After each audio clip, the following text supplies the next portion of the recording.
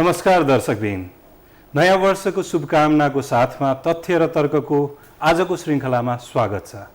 आज पनि हामीले चर्चामा रहेका विषयसँग सम्बन्धित एभिन्यूज टेलिभिजनको संयन्त्र मार्फत 75वटै जिल्लाबाट केही तथ्यहरू सङ्कलन गरेका छौँ र त्योसँग सम्बन्धित छलफल गर्नलाई र तार्किक छलफल गर्नलाई हामीसँग एकजना विशेषज्ञ व्यक्ति हुनुहुन्छ र आजको छलफल हामीले नयाँ वर्ष, त्यससँगै आएको उमङ्ग, विगतको वर्षमा केही भएका उपलब्धिहरू, केही भएका नोक्सानीहरू र केही हामीले सिकेका पाठहरूको बारेमा हामी छलफल गर्नेछौँ र आउने वर्षमा वा आइसकेको यस 2071 सालमा हामीले के अपेक्षाहरू गर्न सक्छौँ, हामीले के आकाङ्क्षाहरू राख्न सक्छौँ र के कुरामा हामी विश्वस्त हुन सक्छौँ, त्यसको बारेमा छलफल गर्नेछौँ। आजको हाम्रो विशेषज्ञ व्यक्तित्व हुनुहुन्छ अनिल शाहज्यू। अनिल शाहज्यू, तपाईँलाई कार्यक्रममा स्वागत छ। नमस्ते। अनिल शाह एकजना ब्याङ्करको रूपमा पनि प्रख्यात हुनुहुन्छ। नेपालको एकदमै प्रोफेसनल सेक्टरमा एउटा आइडलको रूपमा उहाँलाई चिनिन्छ। म यस्तो हुन पाएँ हुन्थ्यो भन्ने धेरै युवकहरूको चाहना व्यक्त गरेको पाइन्छ। साथसाथै सामाजिक क्षेत्रमा, राष्ट्रिय भावनाको विभिन्न क्षेत्रहरूमा उहाँ विभिन्न अभियानहरूमा आबद्ध भएको पनि पाइन्छ। त्यसैले गर्दा हामीले आज के सोच्यौँ भने हामी यस कार्यक्रमलाई एउटा सकारात्मक रूपमा अगाडि बढाउन चाहन्छौँ। हामी विगतमा भएको गल्तीहरूलाई एउटा हामीले सिकेका पाठको रूपमा अगाडि बढाउन चाहन्छौँ र कसैलाई गाली नगरिकन अब हामीले सुधार्नुपर्ने कुराहरू के हुन् त त्यसमा मात्र छलफल गर्न चाहन्छौँ। र त्यसरी नै आज हामी कार्यक्रमको सुरुवातमा 2071 साल र 2070 सालसँग सम्बन्धित केही तथ्यहरू प्रस्तुत गर्न गइरहेका छौँ। 2070 सालको उपलब्धिहरू र 2071 सालमा हामीले गर्न सक्ने अपेक्षाहरूको साथसाथमा हामी आजको कार्यक्रम सुरुवात गर्न गइरहेका छौँ र यसमा हामीले 70 सालको केही तथ्यहरू प्रस्तुत गर्नुभन्दा अगाडि हाम्रो यो विक्रम सम्मतको बारेमा हामी केही जानकारी गराउन चाहन्छौँ। यसमा हजुरले केही थप्नुपर्ने भएमा प्लिज मलाई सहयोग गर्नु। डेफिनेटली। विक्रम सम्मत हिन्दू पञ्चाङ्गनमा वैदिक समयाङ्कनमा आधारित नेपालको राष्ट्रिय पात्रो हो। यस पात्रोको स्थापना तथा संरक्षण उज्जैन, जुन भारतमा पर्छ, उज्जैनका राजा विक्रमादित्यले गरेका हुन्। यो गेग्रोनियन पात्रो अर्थात् अङ्ग्रेजी पात्रो भन्दा 57 वर्ष 8 महिना 15 दिनले अगाडि छ। नेपालमा यस पात्रोको प्रयोग आधिकारिक रूपमा चन्द्र शमशेरको पालादेखि 1958 सालमा सुरु भएको हो र औद्योगिक घरानामा पनि यसलाई मानिएको छ। फर्केर हेर्दा 2070 सालको सबैभन्दा ठुलो उपलब्धिहरूमध्ये एउटा उपलब्धि चाहिँ दोस्रो संविधान सभाको निर्वाचनलाई लिएको छ र यसमा सम्भवतः हामी सबैको सहमति होला। तर त्यस साथसाथै अर्को उपलब्धि चाहिँ हाम्रो के रहन गयो भने त्यो संविधान सभाको निर्वाचनमा हालसम्म नेपालको निर्वाचनको इतिहासमा सबैभन्दा धेरै प्रतिशत मतदाताहरूको सहभागिता रह्यो, जुन 78.34% मतदाताहरूको सहभागिता रह्यो। त्यो एकदमै उल्लासपूर्ण थियो। एकदम मेरो विचारमा त दोस्रो संविधान सभा हुन्छ हुँदैन चुनाव भन्दै जब भयो, नेपाली जनताले के योबाट चाहिँ के देखाएको छ भनेदेखि हाम्रो प्रजातन्त्रप्रतिको जुन प्रतिबद्धता छ त्यो चाहिँ अटल छ। त्यो प्रजातन्त्र भन्दा अरू हामीले चाहिँ सिस्टम खोजेकै छैनौँ र प्रजातन्त्रबाटै हामीले हाम्रो संविधान पनि ल्याउँछौँ, नयाँ सरकार पनि ल्याउँछौँ भनेर यो मात्रामा कहिले पनि नभएको 78.34% पोलिङ हुँदाखेरि चाहिँ म चाहिँ धेरै खुसी भएको थिएँ कि नेपाली, मैले त जे भन्छु जतै चेन्ज जे भए पनि प्रजातन्त्र चाहिँ हामीले बचाएर राख्नुपर्छ है भनेर म जस्तै अधिकांश नेपालीले पनि विचार गर्दो रहेछ भनेर। हजुर, त्यस साथसाथै हामीले झन्डै 21 महिना पश्चात राष्ट्रमा लोकतान्त्रिक पद्धतिमा आधारित सरकार पनि पायौँ।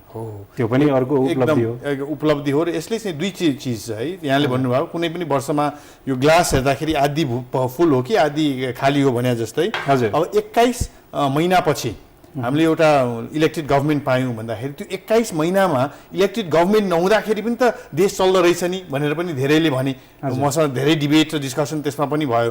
तर जे भए पनि लोकल लेभलमा नभए पनि नेसनल लेभलमा त कमसेकम ब्याक अन ट्र्याक, मैले अघि भने नि डेमोक्रेसीको कुनै पनि एउटा अल्टरनेटिभ छैन भनेको जस्तै elected government is the way forward र त्यो पनि पाउनु भनेको धेरै ठुलो उपलब्धि हो। हजुर, 2070 सालको अर्को उपलब्धि मिस वर्ल्ड प्रतियोगितामा पहिलो पटक नेपाली सुन्दरी इशानी श्रेष्ठ उत्कृष्ट 10 मा पर्न सफल भइन्। नेपाली युवाहरूले म त भन्छु देशको कुनै पनि देशको भविष्य भनेको युवा, हाम्रो युवाहरूले चाहिँ नेपालमा भविष्य उहाँहरूको देख्नु भएन भनेदेखि चाहिँ अनि साँच्चै नै देशकै भविष्य हुँदैन कि भन्ने डर लाग्छ। तर एउटा नेपाली युवाले गएर मिस वर्ल्डमा संसारसँग कम्पिट गरेर टप 10 मा आउँदाखेरि चाहिँ हामी पनि सक्छौँ है भनेर उहाँले चाहिँ देखाइदिनु भएको थियो। हजुर, र सबैभन्दा चर्चामा रहेको अर्को चाहिँ क्रिकेटको T20 विश्वकप क्रिकेट प्रतियोगितामा नेपालको पहिलो पटक सहभागिता र उत्साहजनक प्रदर्शन। यो त कति कराएँ होला, अझ पनि मेरो त होइन भोइसै अलिकति डाउन भइरहेको छ। जसरी उहाँहरू जब वर्ल्ड कपको स्टेजमा फिल्डमा जानुभयो, नेपालको झन्डा देख्यौँ, हाम्रो राष्ट्रगान आयो, पुरा नेपाललाई यति धेरै वर्षपछि एउटा गर्व गर्ने मौका दिनुभयो, उहाँहरूले छाती फुलाउने मौका दिनुभयो। यो चाहिँ साँच्चै नै यो वर्षको हेर्नुभयो भनेदेखि टप अचिभमेन्ट्समै पर्छ होला। हजुर अनिल शाहज्यू, तपाईँ त धेरै राष्ट्रिय भावनासँग सम्बन्धित अभियानहरूमा पनि आबद्ध हुनुहुन्छ र कतिवटा त तपाईँको इनिसिएसनमा पनि भइरहेको छ। यो T20 विश्वकपमा नेपाली क्रिकेट टोली गएर अनि खेल्न जाँदा विश्व स्तरमा नेपालको राष्ट्रिय गान बज्दाखेरि अलि भावुक फिल गर्नु भएन तपाईँ? एकदम भावुक। म त लजाउँदिनँ भन्नेलाई आँखामा आँसु पनि आयो, मुटु ढुकढुक गर्यो, छाती पनि फुल्यो, एकदम स्वरबाट ठुल्ठुलो भोइसमा पनि होइन राष्ट्रिय गीत पनि गाइयो। र मलाई लाग्यो कि म पनि भन्ठान्थेँ कि हामीले साँच्ची नै गर्नु सक्छौँ त कुनै पनि क्षेत्रमा, काहीँ पनि भन्दाखेरि त यो कुनै सब्सिडीमा कुनै होइन यो वाइल्ड कार्डमा पसेको होइन, अरू सबैसँग कम्पिट गरेर त्यहाँ पुग्दाखेरि चाहिँ सबै नेपालीलाई है यो एउटा अवसरले म त भन्छु यो क्रिकेट मात्रै होइन, यो चाहिँ देशलाई नै एउटा युनाइट गर्ने, एउटा प्राइड दिने एउटा अवसर चाहिँ उहाँहरूले दिनुभयो। हजुर, यसरी नै हामी अगाडि बढ्दाखेरि 2070 सालमा 10औं साफ फुटबल प्रतियोगिताको 10औं रङशालामा सफलतापूर्वक सुसम्पन्न भयो र त्यो हामीले धेरै त्यसमा सोचे जति सफलता त प्राप्त गर्न सकेनौँ, तर आयोजकको भूमिकामा हामी सफल रह्यौँ। डेफिनेटली जसरी हामीले गएर बङ्गलादेशमा T20 खेल्यौँ, धेरै देशहरू आएर हाम्रो 10औं रङ्गशालामा र नेपालमा पनि फुटबल खेल्दाखेरि हामीले पनि गर्न सक्छौँ नि त, अरू कहाँ गएर खेल्ने मात्र होइन, अरूलाई बोलाएर यहाँ पनि खेलाउन सक्छौँ भनेर। र फुटबल भनेको अझ पनि नेपालको मनमा झाकेर हेर्नुहुन्छ भने बिस्तारै क्रिकेट आइरहेको होला, तर फुटबल भनेको फुटबलै हो। त्यही भएर 10औं रङ्गशालामा त्यो हरेक एजको मान्छेहरू है, युवाहरू मात्र होइन, बुढाबुढी पनि थिए, नेपालको झन्डा बोकेको थिए, मुखमा नेपालको फ्ल्याग पेन्ट गरेको थिए। यो गर्दाखेरि चाहिँ जुन म्यानेजमेन्टकै एउटा मान्छे भएको भएर गएर अरूको ठाउँमा सबै मिलाएको ठाउँमा गएर खेल्ने मात्र होइन, हामीले खेलाउनु पनि सक्छौँ भनेर देखाउन सक्यौँ हामीले। हजुर, अर्को उपलब्धि र यो धेरै विवाद र धेरै चर्चामा रहेको उपलब्धि प्रमुख सहरहरूमा सडकको विस्तार तथा मध्य पहाडी राजमार्गको निर्माण अन्तिम चरणमा। मध्य पहाडी राजमार्गको निर्माण अन्तिम चरणमा यो विवादमा आएको विषय होइन, यसमा हामी धेरै खुसी नै हुनुपर्छ। तर प्रमुख सहरहरूमा सडकको विस्तार भन्नाले त्यो विस्तारको क्रममा धेरैको सम्पत्ति तोडफोड भयो र त्यो नोक्सानी पनि भयो। हामीले त्यही समयमा राम्रा सडक, फराकिला सडकहरू पायौँ, तर भएका भवनहरू धेरै भत्किए पनि, त्यसैले गर्दा यो विवादमा रह्यो। तर पनि उपलब्धिको रूपमा लिन सकिन्छ किनकि धेरै सहरको प्रारूप चेन्ज भएको छ। तपाईँ के भन्नुहुन्छ यसमा? म चाहिँ के भन्छु भने, हुनु त म यहाँ यो स्टुडियोमा आउँदाखेरि पनि आज सलल त्यही ठुलो सडकमा आउँदाखेरि खुसी पनि लागेको छ। तर हामीले के बिर्स्यौँ भनेदेखि एउटा यो ठुलो सडक किन त, ठुलो मोटरलाई सल्ल जानु मात्रै होइन, काठमाडौँ हेर्नुहुन्छ भने यो अर्थक्वेक प्रोन जोनमा पर्छौँ। जुन पुरानो सडकहरू थियो त्यहाँ केही गरेर भूकम्प आयो भनेदेखि त भुइँचालोबाट भन्दा बढी मान्छे चाहिँ त्यहाँबाट रेस्क्यु हुनु नसक्ने अवस्थामा पुगेर पनि त्यहाँको डेथ इन्जरी एकदम के हुन सक्थ्यो। त्यो दृष्टिकोणले हेर्दाखेरि पनि सडकलाई अलिक ठुलो बनाउँदाखेरि it is a safer city, not only a more beautiful city but it is a safer city today. त्यो कारणले गर्दाखेरि पनि राम्रो। र एउटा जहिले पनि मलाई सोधिन्छ तपाईँको विचारमा नयाँ नेपालमा सबभन्दा राम्रो प्रधानमन्त्री को हो भनेर भन्छु, जहिले पनि प्रश्न आइरहन्छ मका। म भन्छु आजकल चाहिँ सजिलो भएको छ मलाई, डाक्टर बाबुराम भट्टराई। किन भनेर सोध्नुहुन्छ, उहाँले सडक त ठुलो गरिदिनु भयो उहाँले, अनि के प्रधानमन्त्रीको काम सडक ठुलो गर्ने हो भनेर सोध्नुहुन्छ। ठुलो गर्ने त्यो त होइन, तर अरूले त्यति पनि गर्न नसकेको भएर चाहिँ उहाँ चाहिँ उत्कृष्टमा पर्नुहुन्छ भनेर। म त हो जसको चाहिँ जग्गाहरू गयो, जमिनहरू गयो। म एउटा के भन्न चाहन्छु, पहिला एकचोटि कालीमाटीको सडक पनि ठुलो गरेको थियो धेरै वर्ष अगाडि, त्यहाँ हाम्रो जग्गा पनि गएको थियो। अनि त्यो बेलामा हामीलाई पनि दुःख लागेको थियो कि कसरी के भयो, हाम्रो मात्रै किन गयो भनेर। मलाई लाग्छ त्यो क्षतिपूर्ति हुनुपर्छ, त्यो सबै त्यो आफ्नो ठाउँमा छ। तर सहरकै उबाट हेर्दाखेरि यसबाट चाहिँ म अर्को एउटा इक्जाम्पल के, काठमाडौँको हातको कति करोड भन्ने सहर सडक जमिन त लिएर सडक गर्न सक्यो भनेदेखि अब हाइड्रो प्रोजेक्ट बनाउँदाखेरि त्यति गाह्रो नहोला कि नहोला, किनभने देशलाई नै चाहिने बिजुली धेरै चुनौती नहोला कि त्यहाँको होइन जग्गाहरू पनि देशले जसरी काठमाडौँको सहरको सडक लिँदै गर्दाखेरि जग्गा लियो, त्यहाँको सडक हाइड्रो बनाउँदाखेरि पनि जग्गा लिनु सजिलो होला कि भन्ने लाग्छ। हजुर, दैनिक 12 घण्टा लोड सेडिङले मुलुक अझै आक्रान्त छ। यो 70 साल र हामी 71 सालमा आइसक्दाखेरि पनि यो यथावत नै छ। तर यसलाई नै सकारात्मक रूपले, जुन अघि हामीले सुरुमा भन्यौँ हामी सकारात्मक रूपले विश्लेषण गर्नेछौँ, हेर्दाखेरि विगतका केही वर्षमा 16 घण्टा 18 घण्टासम्म थेगेको राष्ट्रले 12 घण्टामै सीमित हुनु परेको पनि राम्रो हो नि। त्यो धेरै राम्रो हो। र यसको कारण म के भन्छु भने हाम्रो कुरा चाहिँ ठुलो हजारौँ मेगावाट 100 मेगावाटको हुन्छ, तर बनाउने भनेको 20 मेगावाट 25 मेगावाट 15 मेगावाटको बनिरहेको छ, त्यो अनलाइन आइरहेको छ। त्यही भएर एकैचोटि एकदम 24 घण्टा झलझल बत्ती नबल्ला। तर मलाई लाग्छ यो वर्ष झन् कम हुन्छ होला, अलिअलि गरेर पनि ठुलो प्रोजेक्ट आए त झन् राम्रो, नआए पनि हामी अगाडि बढिरहेछौँ। हामीलाई आवश्यक हरेक वर्ष लगभग 80 मेगावाटको आवश्यकता थपिन्छ। तर आगामी वर्ष अर्थात् यस वर्ष 2071 सालमा अपेक्षा गरिएको 170 मेगावाटको उत्पादन बढ्छ भनेर। त्यसैले गर्दा आशा गरौँ कि 12 घण्टाबाट हामी 8 घण्टामा झर्छौँ। नेपालले 2070 सालमा केही विशेष व्यक्तिहरूलाई, राष्ट्रको केही विशेष व्यक्तिहरूलाई हामीले गुमायौँ पनि, जसमध्ये डाक्टर चित्रप्रसाद वाग्ले, पूर्व प्रधान न्यायाधीश विश्वनाथ उपाध्याय, कृषि वैज्ञानिक हुतराम वैद्य, कम्युनिस्ट नेता नरबहादुर कर्माचार्य, पूर्व प्रधानमन्त्री मणिचमान सिंह श्रेष्ठ, साहित्यकार जगदीश घिमिरे, साहित्यकार कृष्णप्रसाद पराजुली, वैज्ञानिक दयानन्द बज्राचार्य, चलचित्र निर्देशक शिव रेग्मी, यति व्यक्तिहरू हामीले गुमायौँ विगतको वर्षमा। तर त्यही अनुपातमा हामीले नयाँ राष्ट्रका नयाँ व्यक्तिहरू, नयाँ शक्तिहरू पाइसकेको छैनौँ। एउटा क्रिकेट टिम चाहिँ उजागर भएर आयो शक्तिको रूपमा, तर त्यो बाहेक अरू चाहिँ आएको छैन। यो कसरी ब्यालेन्स हुन्छ होला अनिल सर? यो ब्यालेन्स चाहिँ म के देख्छु भने आज पनि हामी युवाको देश हौँ होइन, अधिकांश नेपालको जनशक्ति युवा नै छौँ।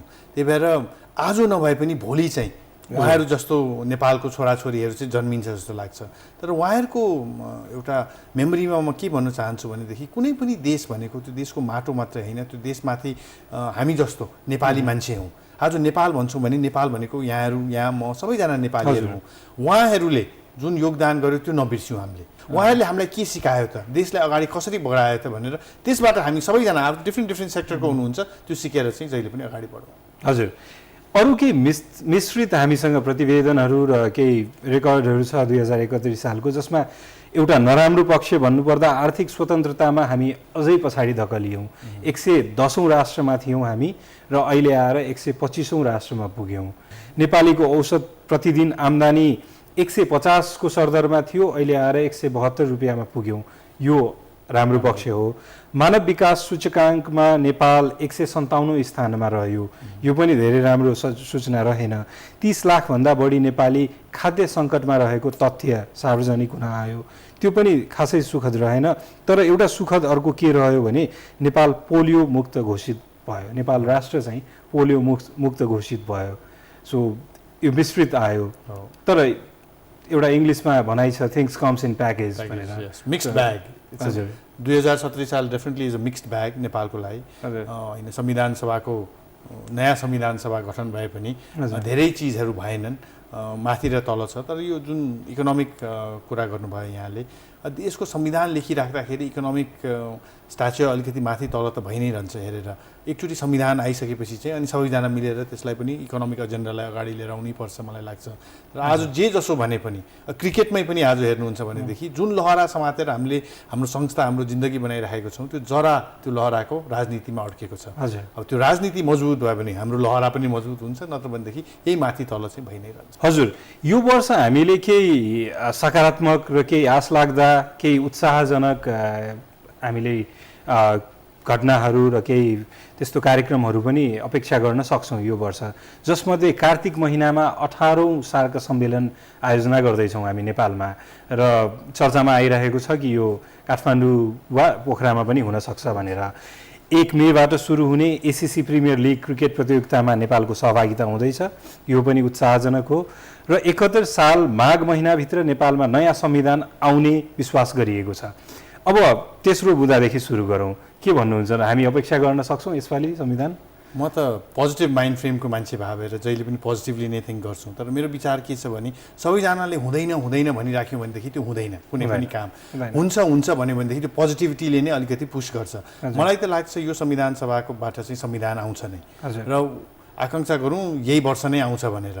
यो सभासदज्यूहरूसँग धेरै जस्तो युवा सभासदज्यूसँग अलिकति डायलग गर्दाखेरि चाहिँ उहाँहरूले पहिलाको मिस्टेक्स बुझिसक्नु भएको छ र यो टाइम पनि आएन भने के हुन्छ भनेर पनि उहाँहरूले क्लियरली बुझिसक्नु भएको छ। प्रजातन्त्रमा भोटरले अब चाहिँ नेपाली भोटरले बसेर त्यसै जे भए पनि हामी मान्छौँ भन्ने चाहिँ छैन। त्यो भएर म त पोजिटिभ नै छु कि यो वर्ष चाहिँ हाम्रो संविधान चाहिँ आउँछ भनेर। हजुर, हामी फेरि एसिसी प्रिमियर लिग क्रिकेट प्रतियोगितामा सहभागी हुँदैछौँ के अहिलेको जुन केही विवादहरू आइरहेको छ क्रिकेटमा त्यस पश्चात पनि हामी सहभागी त हुन सक्छौँ होला?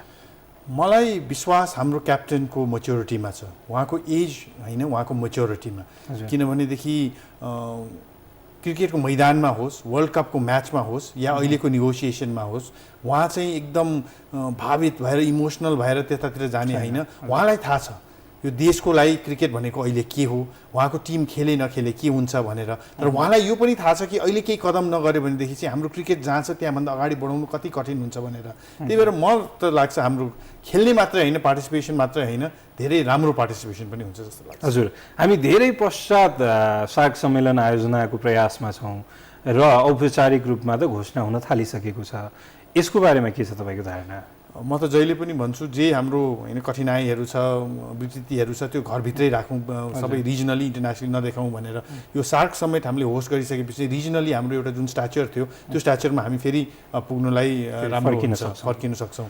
र यो पोखराको कुरा जुन भइरहेको छ, अब म पनि होइन भिरकोट स्याङ्जाको मान्छे भएर पोखरामा भए बेसै जस्तो लाग्छ। तर अर्को कारणले पनि सबै चिज काठमाडौँ काठमाडौँ भनेर काठमाडौँ बाहिर पनि हाम्रो देश छ नि भनेर पोखरामा लगेर गऱ्यो भनेदेखि यो एक्सपोजरले पनि राम्रै गर्छ जस्तो लाग्छ। हजुर, मेरो एकजना साथी बङ्गलादेशको साथीले भन्दै हुनुहुन्थ्यो कि यसपालिको क्रिकेट वर्ल्ड कप 2020 अर्गनाइज गर्दाखेरि उहाँहरूको इकोनोमीमा र धेरै इन्फ्रास्ट्रक्चर डेभलपमेन्टमा पनि सहयोग पुर्यायो।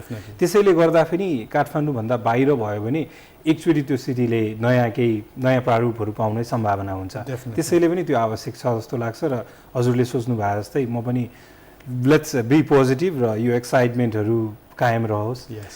अब हामी यो कार्यक्रमको फर्म्याटमा हामीले 3वटा प्रश्न सोध्ने गरेका छौँ र त्यो 3वटा प्रश्नमा चाहिँ विभिन्न व्यक्तिहरूको यस विषयसँग सम्बन्धित धारणाहरू हामीले सङ्कलन गर्छौँ, त्यतातिर लाग्छौँ। नयाँ वर्ष कसरी मनाउनु भयो यो प्रश्न हामीले राख्नुको अभिप्राय चाहिँ प्रायः जस्तो कसरी मनाइँदो रहेछ भनेर हामीले बुझ्न खोजेको। यसमा 4वटा वैकल्पिक उत्तरहरू हामीले राखेका थियौँ। भोजभतर गरेर, साथीभाइहरूसँग रमाइलो गरेर, पूजापाठ गरेर, केही नगरेर। पूजापाठ गर्ने चलन नयाँ वर्षमा धेरै देखिन्छ। दसैँहरू जस्तै नयाँ वर्षमा मन्दिरहरू जाने र धेरैमा विश्वास रहेको छ कि वर्षको पहिलो दिन जति उत्साहपूर्वक बिताइन्छ त्यसरी नै बाँकी 364 दिन पनि हुन्छ भनेर भनिन्छ। तपाईँको उत्तर कुन हुन्थ्यो होला अनिलजी? मेरो त केही नगरेर भन्ने हुन्थ्यो होला यो वर्ष चाहिँ। म घरमै बसेँ, छोरीसँग बसेँ, खेलेँ, त्यो नै खुसी लाग्यो। त्यो मलाई चाहिँ लाग्छ जुन चिज गर्न पाइँदैन त्यो नै गरौँ, किनभने धेरै काम गरिन्छ, बाहिर हुन्छ। सुरुवात नै घरमा बसेर छोरीसँग खेल्ने भने वर्षभरि नै त्यो घरमा छोरीसँग खेल्ने समय अलि बढ्छ कि भनेर हो। तर साथीभाइहरूले चाहिँ मैले के पाएँ युथमा पनि है एकदम न्यु इयरसम्म पार्टी गरियो। धेरैले भनेको पार्टी गरिसकेपछि अनि के गर्यो त घर गयो होइन, एकचोटि मन्दिर गयौँ, गणेश स्थान गयौँ या पशुपति गयौँ या कहीँ न कहीँ गयौँ भने त्यो चाहिँ मलाई धेरै राम्रो लाग्यो। किनभनेदेखि सुरुवातमा एकचोटि भगवान्को दर्शन गरेर वर्ष सुरु गरौँ भन्ने बुढापाका मात्रै होइन हाम्रो युवामा पनि धेरै त्यो जागृत पाएको देखिन्छ। हजुर, यसमा हामीले पाएका उत्तरहरू अभिमतहरू कस्तो रहेको छ त्यो हेरौँ। भोज भतेर गरेर 18%ले भन्नुभएको छ। साथीभाइहरूसँग रमाइलो गरेर 41%ले भन्नुभएको छ। यस साथीभाइ तथा परिवारसँग भन्यो भने तपाईँ पनि यसमै पर्नुहुन्छ। पूजापाठ गरेर 22%ले भन्नुभएको छ भने 19%ले केही नगरेर भन्नुभएको छ। भनेपछि कतै न कतै यो सेलिब्रेसन मुडमै रहनेहरूको सङ्ख्या नै धेरै देखिन्छ र सबैभन्दा धेरै साथीभाइहरूसँग रमाइलो गरेर भनिन्छ। यो नयाँ वर्षको बेलामा पिकनिक स्पटहरू धेरै बिजी हुने, पहिला जस्तो अहिले पनि त्यो कन्टिन्यू नै छ र अलि चेन्ज भएको छ। धेरै पारिवारिक हुन्थ्यो भने अहिले पारिवारिक कम हुँदै गइरहेको छ। तपाईँको त्यो जुन परिवर्तन भइरहेको छ त्यसमा के धारणा छ भनेपछि? यो हामी अलि यङ कन्ट्री भएर पनि हो होइन, अलिकति हाम्रो मिडियनको एज 40-45 भएको भएदेखि पारिवारकै यो त्यो हुन्थ्यो होला। हेर्नुहुन्छ भनेदेखि त majority of the country is under 30 years, under 18 इयर्समा त 50% छ भनेदेखि भेरी भेरी यो साथीभाइहरूसँग बसेर चाहिँ रमाइलो गर्नु भनेको is only a natural thing. मैले अघि पनि भने राम्रो चाहिँ मलाई यो पूजापाठ गरेर भन्ने पनि 22% रहेछ भनेदेखि त्यो पनि राम्रो हो। त्यो पनि हाम्रो कल्चर जुन छ, हेरिटेज जुन छ, कहिलेकाहीँ चाहिँ यस्तो परिवर्तन देशमा भइरहेको भएर चाहिँ सबै पुरानो चिज फालौँ, सबै नयाँ चिज मात्रै अङ्ग्लौँ भन्ने हुन्छ, त्यो नगरौँ। हामीले पुरानो चिजमा पनि जे राम्रो छ त्यो चाहिँ समय नै राखौँ, नयाँ चिजहरू जे छ राम्रो त्यो पनि लिएर आउँ भन्ने यो मिक्सले चाहिँ मलाई त्यो पनि देखाउँछ। हजुर, यो साथीभाइहरूसँग रमाइलो गरेर तपाईँले अघि भन्नुभएको जस्तै जुन राष्ट्रमा 40% चाहिँ 16 देखि 40 वर्ष उमेरका जनसङ्ख्या छ, त्यो राष्ट्रमा यो सङ्ख्या धेरै हुनु स्वाभाविक नै हो। अब हामी दोस्रो प्रश्नतिर जाँदैछौँ। तपाईँको विचारमा गत वर्षको सबैभन्दा उल्लेखनीय घटना के थियो और उपलब्धि के थियो? संविधान सभाको दोस्रो निर्वाचन, प्रमुख सहरहरूमा सडकको विस्तार, नेपाली टोलीको विश्वकप क्रिकेटमा सहभागिता, सेना समायोजन। यो सेना समायोजनलाई यो विश्वकप अनि संविधान सभाको दोस्रो निर्वाचनले ओझेलमा पारे जस्तो लाग्छ। तर 12 वर्षको जनयुद्धको त्यो च्याप्टर क्लोज भएको हो नि त यहाँ त, होइन? त्यसैले यसलाई पनि हामीले धेरै सकारात्मक रूपमा लिनुपर्छ। तपाईँको उत्तर कुन हुन्थ्यो होला यो वैकल्पिक उत्तरहरूमध्ये? अब एकदम पोलिटिकली करेक्ट उत्तर भन्ने हो भनेदेखि त संविधान सभाको दोस्रो निर्वाचन भन्ने हो। त्यो चाहिँ दिमागी ऊ चाहिँ हो। तर मन र आत्माको चाहिँ एकदम नेपाल टोली विश्वकपमा पुगेको नै हुन्थ्यो मेरो चाहिँ। हजुर, हेरौँ के छ यसमा। 40%ले नेपाली टोली विश्वकप क्रिकेटमा पुगेकोमा भन्नुभएको छ भने 20%ले संविधान सभाको दोस्रो निर्वाचन भन्नुभएको छ, 21%ले प्रमुख सडकहरूमा सडकको विस्तार भन्नुभएको छ भने केवल 19%ले सेना समायोजन भन्नुभएको छ। हुनसक्छ यो केही जुन बेला राजनैतिक परिवर्तनहरू धेरै भइरहेको थियो त्यो बेला सेना समायोजन भएकोले गर्दा र केही पुरानो पनि भइसक्यो। 4वटै मध्ये लगभग सबैभन्दा पुरानो घटना हो 2070 सालको, त्यसैले गर्दा कमको अवधारणा त्यसमा रह्यो। सबैभन्दा धेरै नेपाली टोलीको विश्वकप क्रिकेटमा सहभागिता नै रह्यो। तपाईँको धारणासँग धेरै मिल्न गयो। के भन्नुहुन्छ यसमा? म त के भन्छु भने प्रजातन्त्रको दुईटा रोल हुन्छ। एउटा जनता, हामी भोटर, एउटा हाम्रो लिडर जसलाई हामीले इलेक्ट गर्छौँ। हाम्रो लिडरहरूले हाम्रो यो जनताको एउटा आशा आकाङ्क्षाको रिफ्लेक्सन हो, यो हेरिदिनु पर्यो कि डेफिनेटली म पनि पोलिटिक्समा लागेको भए, म पनि संविधान सभाको सभासद भएदेखि त संविधान सभा नै अहिले सबभन्दा देशको सबभन्दा महत्त्वपूर्ण चिज, ठुलो उपलब्धि हो, यो नै हो होइन। स्लाइस ब्रेडबाट सबभन्दा मोस्ट इम्पोर्टेन्ट यो नै हो संसारमा भन्ने हुन्थ्यो। तर जनताले के भन्न ठान्दो रहेछ त? सर्वसाधारण नेपालीले त त्यो भनेको रहेनछ, त्योभन्दा झन्डै दोब्बरै विश्वकपै भनेको रहेछ त। भनेपछि अहिले हाम्रो राजनीतिक नेता या होइन क्रिकेट टिमलाई उभ्यायो भनेदेखि त कसले जित्ला जस्तो यो त क्लियरली नै देखाउँछ। त्यो भएर चाहिँ अलिकति संविधान सभा यो दोस्रो भएर पनि होला, जुन चाहिँ पहिला उत्साह थियो त्यो पनि भएन होला यो उसमा। तर जनताको चाहिँ आफूलाई केले टच गर्यो त? इमोसनली टच केले गर्यो? क्रिकेट टिम त्यहाँ पुग्दाखेरि यसले त पेटमा त होइन, पेटको आगोलाई त केही उ गरेन, आफ्नो व्यवसायलाई केही गरेन, लिभिङ स्ट्यान्डर्डलाई केही गरेन। तर 40% अर्को यो सडक विस्तार भन्दाखेरि यसले चाहिँ हाम्रो धेरै त होइन, सडक ठुलो हुँदाखेरि धुलो कम भयो अनि त्यसपछि राम्रो अब सहर पनि राम्रो देखियो, आफ्नो व्यवसायलाई पनि राम्रो गर्यो भनेर त्यो बेलामा जति कठिनाइ भए पनि यो दुइटाले चाहिँ जनतालाई छोएको भएर चाहिँ यो दुइटा यस्तो आएको जस्तो लाग्छ मलाई। हजुर, हेर्दाखेरि यसरी दुईवटा राजनीतिसँग सम्बन्धित र दुईवटा गैर राजनीतिक मुद्दा हेर्दाखेरि लगभग 61% अवधारणा चाहिँ गैर राजनीतिकमा आएको छ भनेपछि यो धेरै यो पोलिटिकल ट्रान्जिसन चाहिँ धेरै लम्बिएकोले गर्दाखेरि पनि फ्रस्ट्रेसन हो कि? त्यो एउटा चाहिँ त्यो पनि हो। अर्को चाहिँ हामी सबैले बुझ्नु पर्यो, जहिले पनि हामी भन्छौँ राजनीतिक मुद्दाहरू समाधान भइसकेपछि अरू मुद्दाहरूमा जान्छौँ भनेर, त्यो राजनीतिक दल राजनीतिक नेताहरूको सोच त्यो होला। जनता अर्को मुद्दाहरूमा गइसकेको छ, यसले देखाउँछ होइन। 61% जनता राजनीति छोडेर अर्कोतिर गइसकेको छ, क्रिकेट हेर्न गइसकेको छ या नयाँ सडकमा सल्ल होइन हिँड्नला या मोटरमा गइसकेको छ। अब राजनीतिक दल र नेताहरूले पनि यो रिजल्टलाई यसो बुझिदिनु पर्यो जस्तो लाग्छ मलाई चाहिँ नयाँ वर्षमा। हजुर, अब हाम्रो तेस्रो प्रश्न रहेको थियो, तपाईँको लागि कुन नयाँ वर्षको बढी महत्त्व छ? किनकि हामी कहाँ त अङ्ग्रेजी वर्षको पनि महत्त्व पाइन्छ केही हदसम्म। त्यसमा हामीले प्रश्न राखेको थियौँ जनवरी 1 तारिक, वैशाख 1 गते दुवै र कुनै पनि महत्त्वपूर्ण लाग्दैन, किनकि वर्षको अन्तिम दिन चाहिँ हामीले के नहोला भनेर नयाँ वर्ष कुर्छौँ। तर यो वातावरण रूपमा हेर्ने हो भने, समयअनुसार हेर्ने हो भने घडी त्यही रफ्तारमा छ, सूर्य त्यसरी नै उदय भएको छ होइन। सो खासै परिवर्तन देखिँदैन, तर सकारात्मक रूपमा हेर्ने भने त्यो उत्साह थपिन्छ। त्यसैले गर्दा कुनै पनि महत्त्वपूर्ण लाग्दैन भन्ने प्रश्न पनि आउन सक्छ त्यहाँ। हजुरको उत्तर कुन हुन्थ्यो? मलाई त दुवै भन्छु म चाहिँ, दुवै। आज हाम्रो देश हेर्ने हो भने साँच्चै नै विक्रम सम्वत पनि हो, हाम्रो अङ्ग्रेजी क्यालेन्डर पनि हो, दुवै नै। हजुर, यसमा हेरौँ फाइन्डिङ्स कस्तो रहेको छ। जनवरी 1 तारिकमा 26%, वैशाख 1 गतेमा 22%, दुबईमा 33% र कुनै पनि महत्त्वपूर्ण लाग्दैनमा 19%। सम्भवतः हुनसक्छ यो धेरै इङ्ग्लिस क्यालेन्डर पनि फलो गर्नेहरू थिए होला हाम्रो स्याम्पल साइजमा, त्यसैले गर्दा जनवरी 1 तारिक 4%ले बढी भएको छ वैशाख 1 गते भन्दा। तर एउटा कुरा, हामी अब ग्लोबल भिलेजमा छौँ भन्छौँ, ग्लोबली कनेक्टेड हुन चाहन्छौँ, हामी हाम्रो न्युज साइट भन्दा पनि फेसबुक धेरै चलाउँछन् जुन ग्लोबल प्लेटफर्ममा छ। त्यसैले गर्दा इङ्ग्लिस क्यालेन्डरको महत्त्व त्यतिकै छ नि हाम्रो जीवनमा।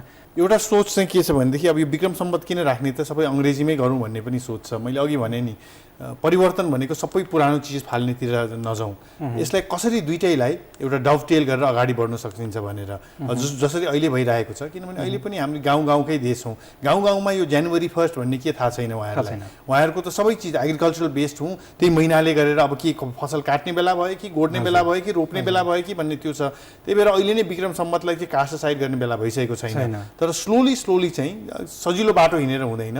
अरूलाई संसारमा एउटा क्यालेन्डर छ भने ठिकै छ, हाम्रो चाहिँ दुईटा क्यालेन्डर बोकेर अगाडि बढौँला। तर मलाई लाग्छ दुईटै क्यालेन्डर चाहिँ अहिले चाहिन्छ नेपाललाई। तर अघि हामीले छलफल गरे जस्तै हामी 57 वर्ष 8 महिना 15 दिनले अगाडि छौँ इङ्ग्लिस क्यालेन्डर भन्दा। तर क्यालेन्डर अनुसार हामी अगाडि भए तापनि अन्य सन्दर्भमा हामी अगाडि हुन सकेका छैनौँ। त्यसैले क्यालेन्डर अनुसार हामी अगाडि छौँ भनेर फुर्ती लाउँदामा हुँदैन रहेछ होइन? हुँदैन, डेफिनेटली त्यो डेटले मात्रै हामी अगाडि भयौँ भनेर त्यो चाहिँ मान्छेमा पनि हुन्छ नि। सबै मान्छे एजेड मान्छेहरू चाहिँ बुद्धिमान, यङ मान्छेहरू चाहिँ बुद्धि नभएको भन्नु सकिँदैन। कति यङ मान्छेले कति अचिभ गरेको छन्, कति अगाडि बढेको छन्, कति ओल्ड मान्छेले गर्नु सकेको छैनौँ। तर त्यो चाहिँ के देखाउँछ भनेदेखि हाम्रो पुर्खाहरूले यो डेट क्यालकुलेसन अरूभन्दा अलि अगाडि सुरु गरेको थियो होला। हाम्रो आज पनि हेर्नुहोस् न, भक्तपुर दरबार स्क्वायर हेर्नुहोस्, कुनै स्तूपाहरू हेर्नुहोस्, मन्दिरहरू हेर्नुहोस्। अमेरिकामा मान्छेहरू काउबोइज र इन्डियन्सको झगडा भइराख्दाखेरि हाम्रो भक्तपुर पाटन जस्तो दरबार स्क्वायरहरू बनिरहेको थियो। हजुर, कहाँ गएर हामीले चाहिँ अलिकति रफ्तार हाम्रो कम हुँदै गयो, उहाँहरूको बढ्दै गयो, त्यही भएर हामी यहाँ पुगेका छौँ।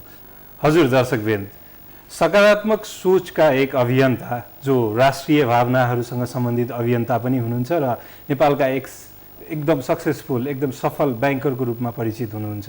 उहाँले भन्नुभएको जस्तै हामीले अब चाहिँ सकारात्मक भएर 2071 साललाई हामीले सकारात्मक वर्षको रूपमा यसलाई हामीले प्रयोग गर्न सक्छौँ र सदुपयोग गर्न सक्छौँ।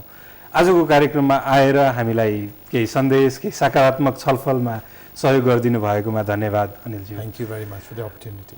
हाम्रो आजको विशेष व्यक्तित्वले भन्नुभएको जस्तै हामी सकारात्मक हुन चाहन्छौँ र यो देशमा हामीले केही हुनेवाला छैन, अब केही गरिँदैन, अब चाहिँ केही हुँदैन, यो नेताहरू यस्तै हुन् भनेर भन्छौँ र अन्त्यमा कुनै तुक वा कुनै तर्कले पनि हामीले जित्न नसक्यौँ भने अन्तमा चाहिँ यो सतिले सरापेको देश हो भनेर हामी हार मान्छौँ। तर अब यसरी हार मान्नु जरुरी छैन, हामी सक्छौँ र केही हामीले उपलब्धिहरू यहाँ छलफल गरेर, केही तथ्यहरू देखाएर, केही सफलताका सम्भावनाहरू हामीले छलफल गरिसकेका छौँ र 71 सालमा त्यो अझै हामी कायम राख्न सक्छौँ वा त्यसमा अझै हामी थप्न सक्छौँ।